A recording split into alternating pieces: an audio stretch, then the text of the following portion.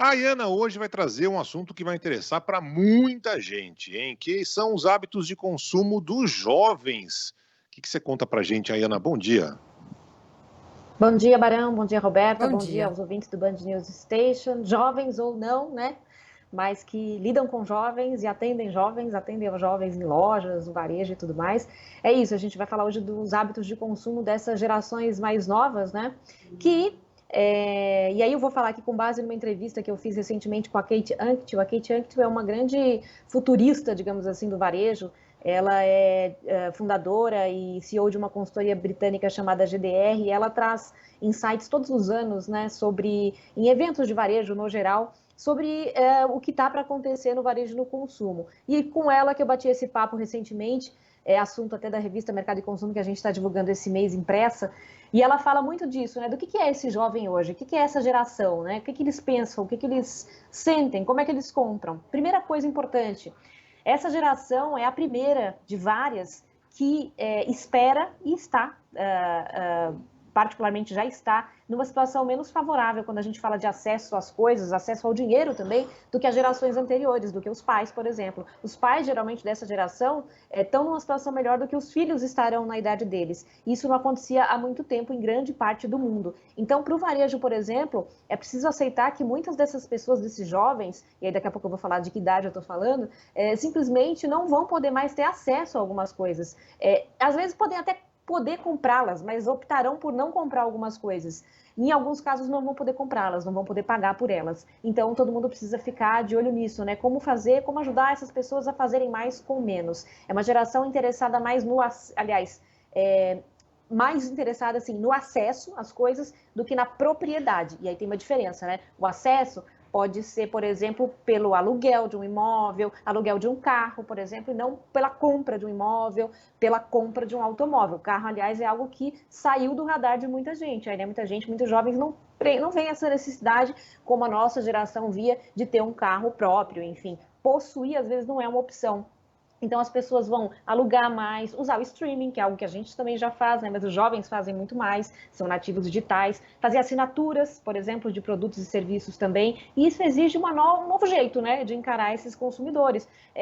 Novas formas, por exemplo, de oferecer seguro, se esse carro é alugado e não comprado, como é que vai ser esse seguro, né? Novas maneiras de financiar as compras, por exemplo, ou os acessos, ou os aluguéis, enfim.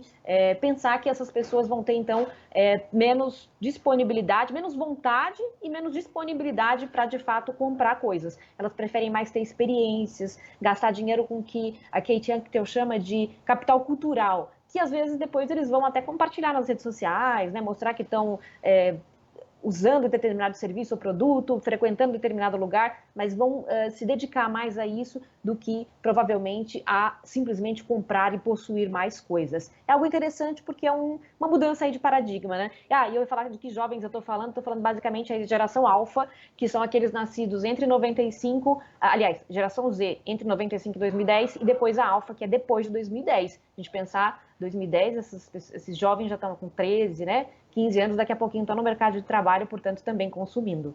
Muitos jovens mesmo. Agora, Ayana, dá pra gente dizer que nessa faixa etária, que esses jovens são menos consumistas? Até porque a gente pensa na relação que eles têm com a tecnologia, né? Com uma oferta de informação, de produtos mesmo, muito exagerada, né? Muita coisa ao mesmo tempo que vem pelo Instagram, por todas as plataformas digitais.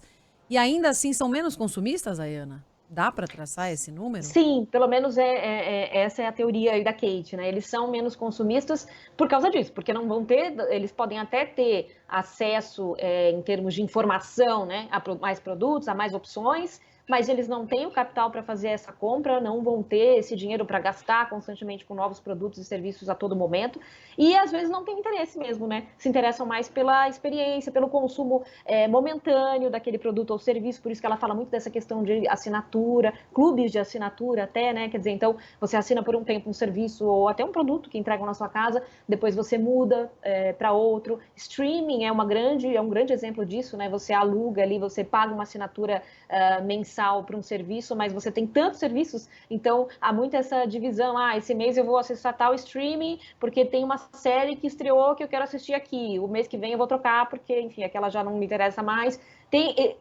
As possibilidades são imensas, né? Mas eles vão fazer uma curadoria maior aí, digamos assim, do que eles estão consumindo. Uma coisa que ela fala que é interessante é que, apesar de eles serem totalmente digitalizados, nasceram nesse mundo digital, né? São nativos digitais, como a gente fala, eles gostam muito das lojas físicas. Eles preferem até estar nesse mundo analógico, quando está falando de consumo e compra, do que estar, de fato, na internet para fazer compras. Eles gostam disso, de estar no mundo real, digamos assim, com as pessoas reais. Talvez seja um sinal justamente do fato, um resultado, né, do fato deles terem nascido na internet. A gente não, a gente nasceu no mundo analógico e a internet se mostrou um mundo incrível a ser desbravado, né? Para essa geração, não.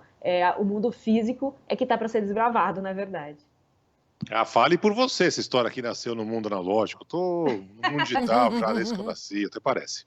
É muito mais fácil hoje, né? Você clica um botão, do nada, aparece sua casa ali, o produto que você comprou. Evidentemente que depois vem aquela fatura sempre salgada do cartão de crédito. Muito bem. A Ana Freitas falando sobre os hábitos de consumo dos jovens. É um assunto que, evidentemente, está sempre no radar de quem trabalha nesse mercado, quem está de olho em poder faturar mais. A Ana volta na próxima semana conversando com a gente nesse mesmo horário. Um beijo, Ana, até mais, hein?